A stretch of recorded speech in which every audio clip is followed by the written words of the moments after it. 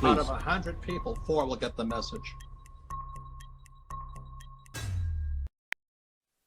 China is making enormous progress in the development of artificial intelligence technology, and it has set off an earthquake in the West.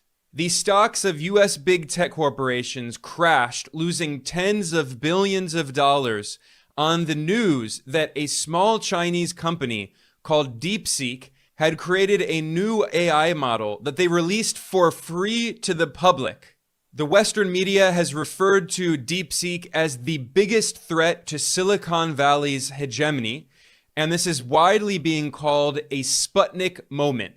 That is a reference back to 1957 during the First Cold War, when the Soviet Union launched the first ever satellite in outer space, which was called Sputnik 1. The United States had significantly underestimated the technological capabilities of the former Soviet Union then, just as the US has vastly underestimated the technological capabilities of China today. Now, what's amazing is that the small Chinese company DeepSeek was able to develop a large language model, LLM, that is even better than the models that have been developed by the US mega corporation OpenAI, which is half owned by Microsoft, one of the biggest corporate monopolies on Earth. And in order to develop its groundbreaking R1 model, DeepSeek reportedly only spent around $6 million on the research. This is absolutely remarkable because US big tech corporations have spent more than $1 trillion developing artificial intelligence in the past decade. Just in 2024, US big tech corporations spent $200 billion on capital expenditure for AI, and they're expected to spend $234 billion in 2025. Moreover, when OpenAI announced in December 2024 that it had introduced ChatGPT Pro, it was charging $200 per month just for a subscription to use the application. Compare that to the DeepSeek R1 model, which is completely open source. It's free for everyone in the world to use. Not only is their app free to use, but you can download the source code because it's open source. You can install it locally on your computer or on your phone. You can even use it without the internet. This is completely free for everyone on Earth. And what's even better is that DeepSeek's LLM models only use a tiny fraction of the overall energy and computing power needed by OpenAI's models. So this is cheaper to use, it's better for the environment, and it's more accessible to the entire world. And it's free. I need to stress this point. It's free. This is why the week it was launched in late January, DeepSeek became the most popular app on Earth, the #1 app in the United States, overtaking ChatGPT. This has caused pandemonium in the US stock market because DeepSeek only spent reportedly around $6 million compared to the hundreds of billions of dollars being spent by US big tech corporations. So a lot of investors are saying, why are we spending so much money on these companies when a small startup in China can do better work for free? And moreover, the US government put export restrictions on China, trying to block China from getting access to cutting-edge NVIDIA chips that are needed for AI, or that they thought were needed to develop AI. But in reality, DeepSeek has shown that you don't need the most cutting-edge chips if you have brilliant researchers who are motivated to innovate. So what happened? NVIDIA lost $600 billion in its market cap in one day. This was the largest one-day loss in the history of the US stock market. NVIDIA shares plunged 17%, and other shares of big tech companies like Dell and Oracle and Supermicro Computer all fell by at least 8.7% in one day. Now, immediately after NVIDIA's stock crashed, it slightly rose again because investors were doing something known as buying the dip. The same thing happened overall to the NASDAQ Composite, which is the main stock market index of publicly traded tech companies in the United States. But this was a massive blow to global investor confidence in the US stock market and the idea being pushed by the Western financial press of so-called American exceptionalism. The idea that US tech companies are the best in the world and there's no real competition to these monopolies in Silicon Valley. In reality, what we've seen is that out of nowhere, a small, little-known Chinese startup has shaken everything up. And this is leading many financial analysts to ask if this is the beginning of the popping of the massive big tech bubble in the United States. Now, I recently published a video, which I will put a link to in the description below, explaining how the US stock market is in the biggest bubble in history. When you look at the Buffett indicator, which measures the market capitalization of publicly traded stocks in the US compared to GDP, you can see that it is at the highest level ever recorded at more than 200% of GDP, which is significantly higher than at the peak of the dot-com bubble that burst in 2000. Or if you look at the price to earnings ratio, the PE ratio, which compares the inflation-adjusted earnings of US publicly traded companies compared to the price of their stocks, you can see that they're at the highest levels since the dot-com bubble of 2000, and they're even higher than they were in 1929 at the peak of the stock market mania, which eventually crashed and contributed to the Great Depression of the 1930s. This is why even Jamie Dimon, the CEO of the largest US bank, JP Morgan Chase, warned at the World Economic Forum in Davos in January that the US stock market is inflated. He publicly said it. And when you have these large oligarchs on Wall Street publicly saying it, it's clear that it's a warning. They're saying, you should probably get out now. And what's even more concerning is how extremely concentrated the US stock market is. The majority of the growth in the S&P 500, which is the index of the 500 largest publicly traded companies on US stock exchanges, the growth in that index in recent years has been overwhelmingly dominated by just a small handful of big tech corporations, which are known as the Magnificent Seven or the Mag 7. Those are Apple, Microsoft, Nvidia, Amazon, Meta, Tesla, and Alphabet. Together, those 7 big tech corporations make up a third of the weight of the entire S&P 500. And those same Mag 7 companies make up nearly a quarter of the weight of the MSCI World Index, which is used by investors around the world to invest in the stock market of the entire world. And yet it's largely dominated by a small handful of US big tech monopolies. So there are literally trillions of dollars from investors all around the world that have flooded into the stocks of these US big tech corporations under the assumption that they have no real competition. They're the only game in town. And yet what we've seen in China is that these small startup companies with just a few $1 million can challenge the technological chokehold that Silicon Valley has on the entire world. This is especially symbolic because the extreme power of the billionaire oligarchs in the US big tech companies has been exposed by the Donald Trump administration. Trump invited the world's richest billionaires to sit with his cabinet members at his inauguration on the 20th of January. The world's 3 richest oligarchs were sitting there, which are Elon Musk, Jeff Bezos, and Mark Zuckerberg, which together, the 3 of them have more than $800 billion of wealth. They were joined by the CEO of Alphabet and Google, the billionaire Sundar Pichai, and also the billionaire CEO of Apple, Tim Cook. And then just one day after Trump invited all of those big tech billionaires to his inauguration, he invited 3 more big tech billionaires to the White House, where they announced the Stargate project, pledging $500 billion of investment in artificial intelligence technology in the US. Trump proudly announced this standing next to Sam Altman, who is the billionaire CEO of OpenAI, which is half owned by Microsoft.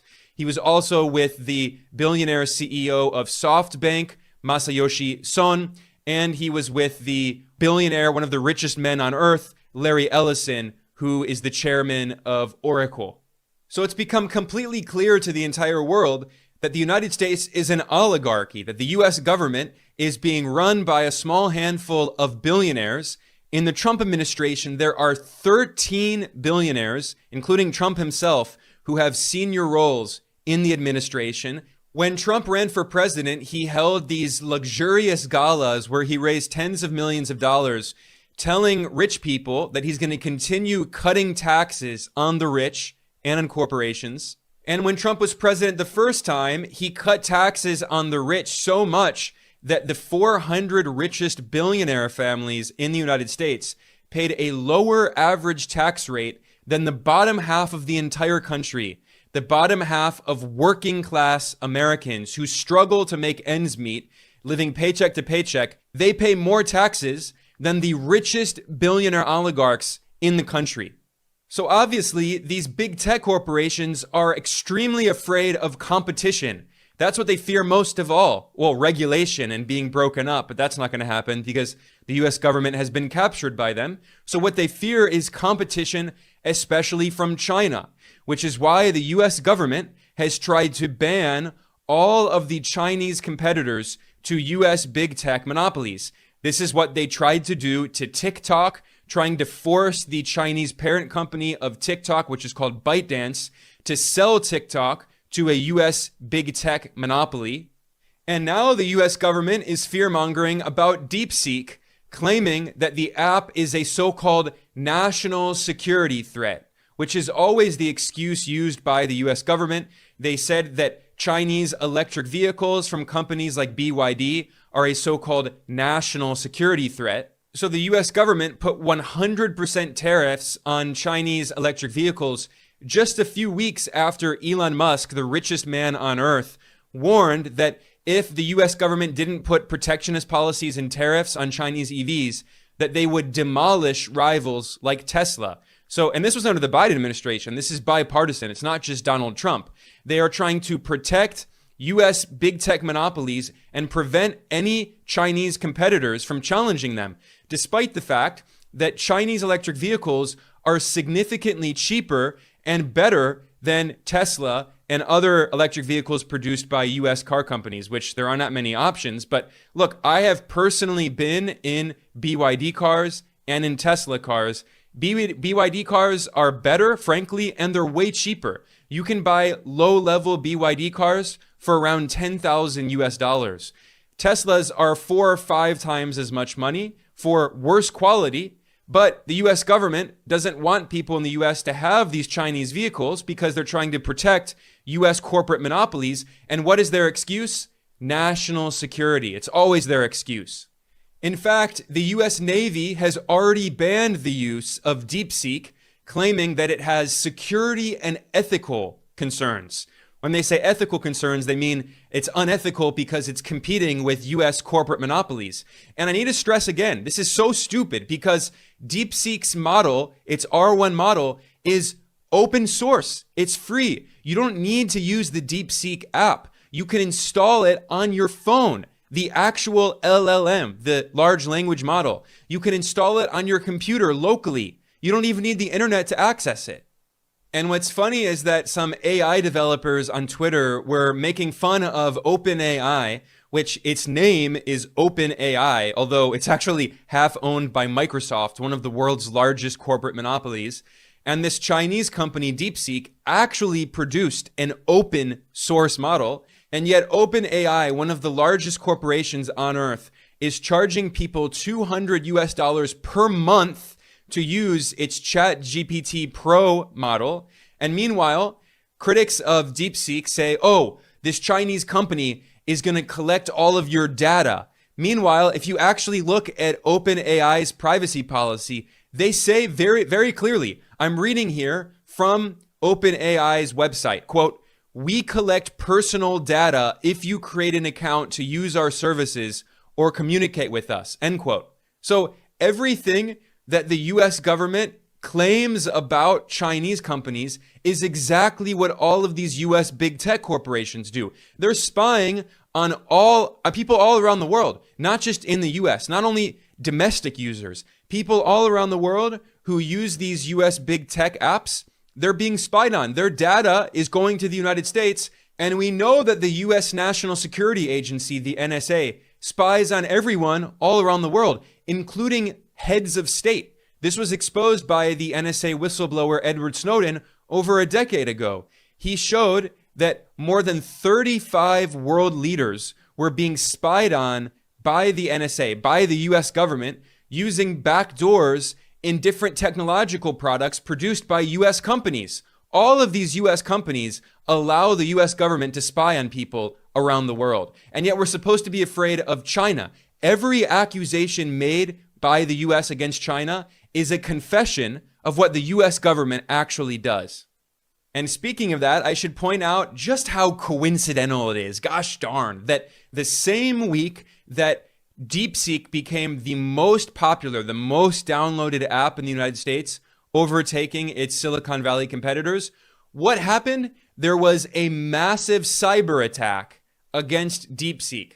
What a coincidence. I wonder who could possibly be behind these attacks.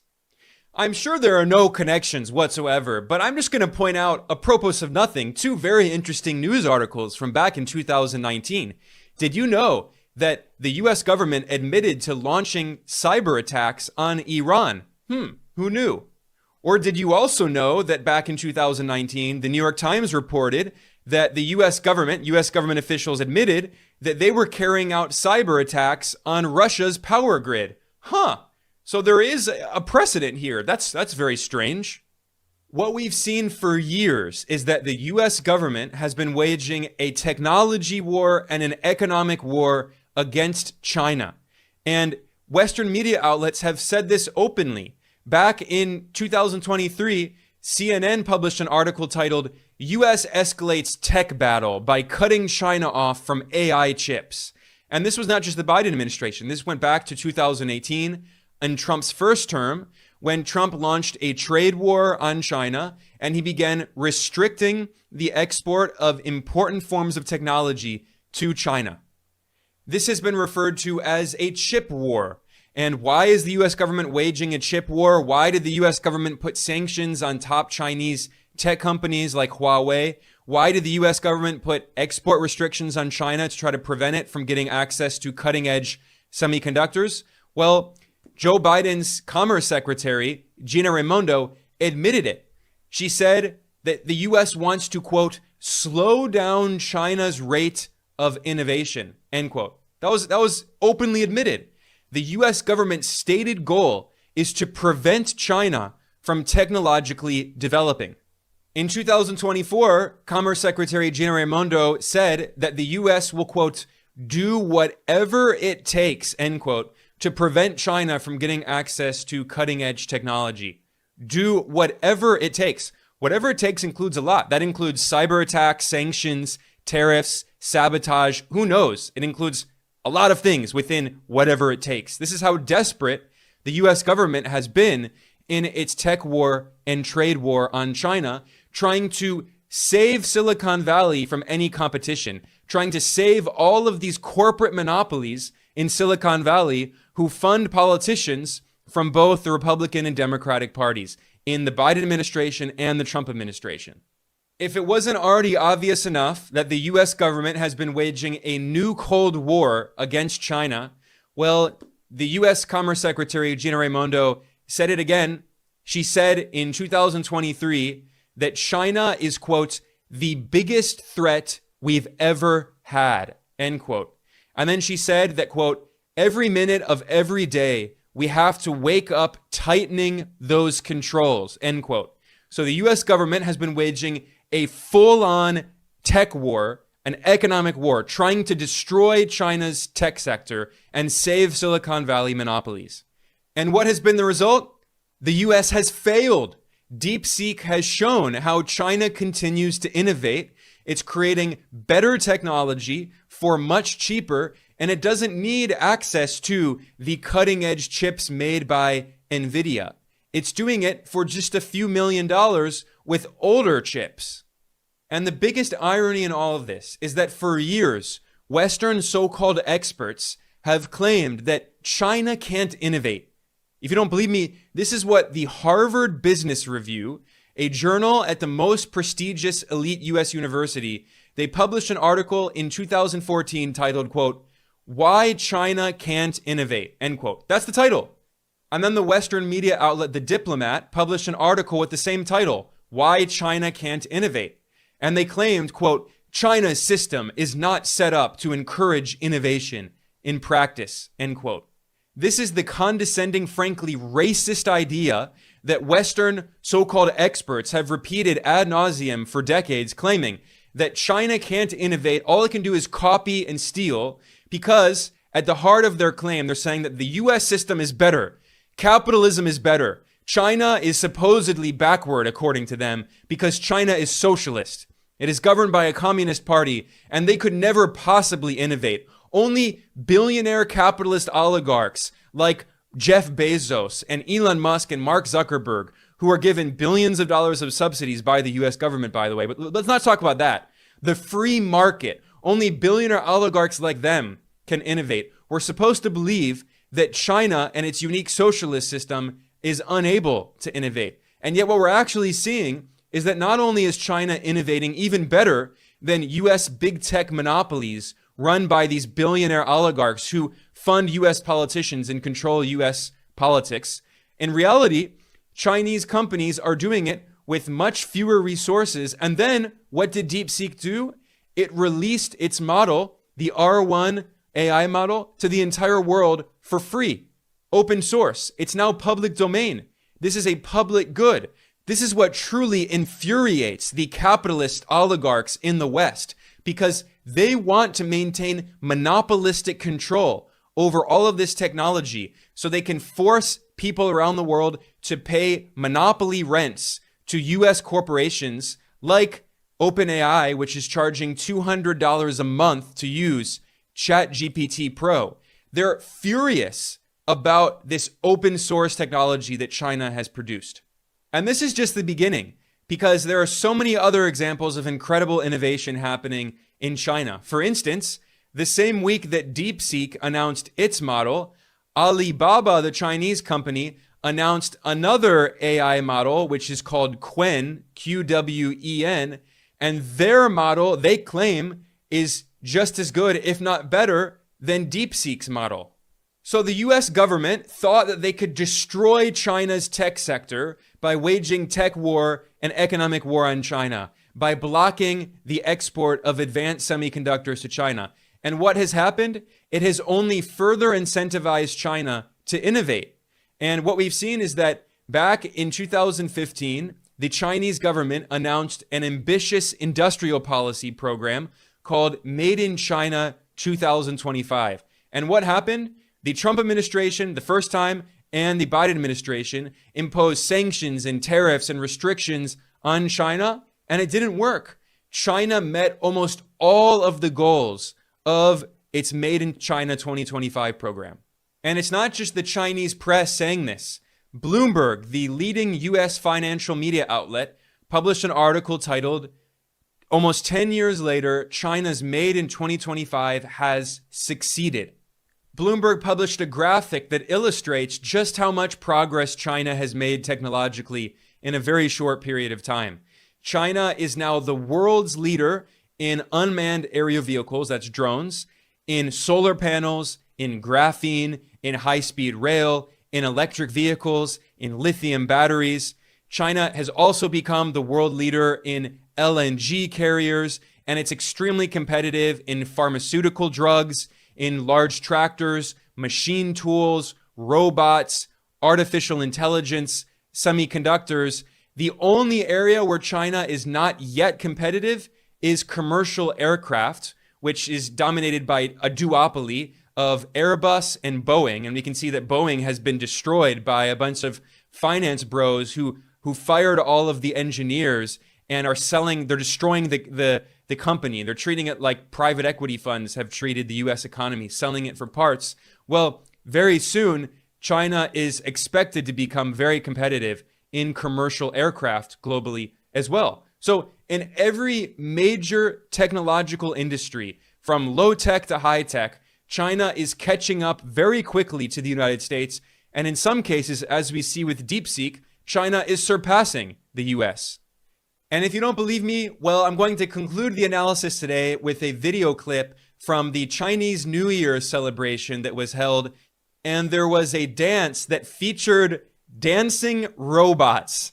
I'm not joking. It is an incredible video showing these robots dancing along with human dancers in a coordinated routine. And unlike Tesla, which does its superficial PR stunts for gullible investors, these robots are not being remote controlled by people behind stage. This is how much incredible progress China has been making in technological development. And like I said, this is just the beginning. Wait to see what China will be doing in the next 10 or 20 years. And this is precisely why politicians in Washington have been losing their minds over China from both parties, Republicans and Democrats, the Trump administration and the Biden administration. They're mouth-foaming warmongers trying to destroy China at all costs because for years, these so-called experts have been telling them China can't innovate. China can't innovate. China can only copy. And here, China is innovating. It's running laps around the United States with fewer resources, under sanctions, under export restrictions, under tariffs. And the US government is getting more and more aggressive because it's trying to protect its Silicon Valley corporate monopolies who do not want any competition. And in reality, what happens is when you have monopolies, they do not want to innovate. They simply want to establish control over everything and then charge exorbitant monopoly rents to get rich. That's become the US economic model. It's not based on innovation. That's why they're trying to ban TikTok. That's why they're trying to ban Chinese electric vehicles. That's why they're trying to ban Chinese solar panels. And now they're going to start banning Chinese AI tools made by companies like DeepSeek. So this is absolutely historic. This is earth-shattering, and I think it is very appropriate to refer to it as a new Sputnik moment because the US empire is so arrogant and it's run by these warmongering politicians who always underestimate their geopolitical rivals. And here we are today, and they have a lot of egg on their face. They have been shown to be the emperor without clothes. On that note, I'm going to conclude. I am Ben Norton. I'm the editor-in-chief of Geopolitical Economy Report. Please like and subscribe. Please share this. I will see you all next time. You want to know how to be a successful investor? The answer is stay with what you know. Don't listen to me. Don't listen to TV people, internet people. Just stay with what you know. If I told you you can only have 20 investments in your life, you would be very careful. You wouldn't be jumping in and out, listening to hot tips every day, every month.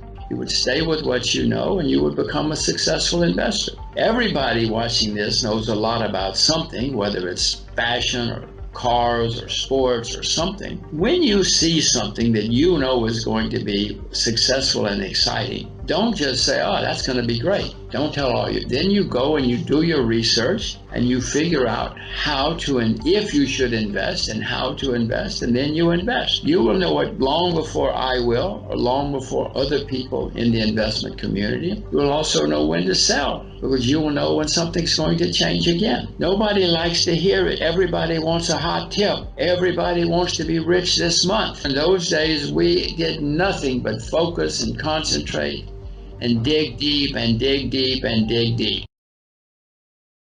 Hi there, Greg.